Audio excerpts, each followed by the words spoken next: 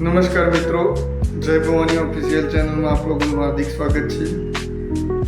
આજે આપણે વાત કરીશું કે એવા ડોક્યુમેન્ટ કે જેની જીવનમાં દરેક લોકોને રોજબરોજ ઉપયોગ થતું જ હોય છે અથવા કોઈ પણ સરકારી યોજના કે શાળા કે સ્કોલરશિપમાં લાભ લેવા માટે આ ડોક્યુમેન્ટની જરૂરિયાત ખાસ થતી હોય છે।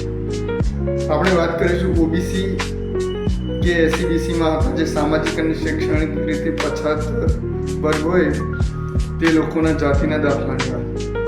તો આ જાતિનો દાખલો દરેક સરકારી યોજનામાં ઉપયોગી થતો હોય છે અથવા અધિકારીઓ માંગતા હોય।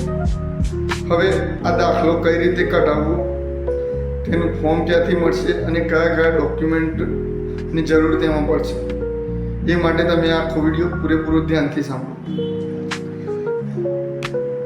જાતિનો દાખલો કઢાવવા માટેનું ફોર્મ નજીકની કોઈ પણ તાલુકા પંચાયત કચેરી કે મામલતદાર કચેરી આ બંને જગ્યાએથી આ ફોર્મ અવેલેબલ હોય છે।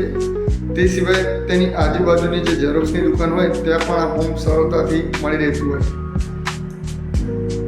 આ ફોર્મની અંદર ડોક્યુમેન્ટની વાત કરીએ તો તેમાં અરજદારનું એલસી, પિતાનું એલસી, રેશન કાર્ડ, અરજદારનું આધાર કાર્ડ, અરજદારના પિતાનું આધાર કાર્ડ, ઘરવેરાની પહોંચ અથવા તો લાઇટ બિલ તેમજ સોગંદનામાની જરૂરિયાત ઊભી થતી હોય છે।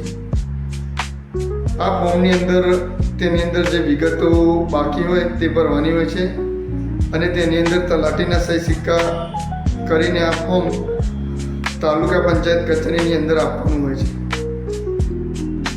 ત્યારબાદ 1 થી 2 દિવસની અંદર આ દાખલો નીકળી જતો હોય છે। આશા રાખું છું કે મેં જે માહિતી આપી એ તમને ઉપયોગી થશે। જય હિન્દ, જય ભારત।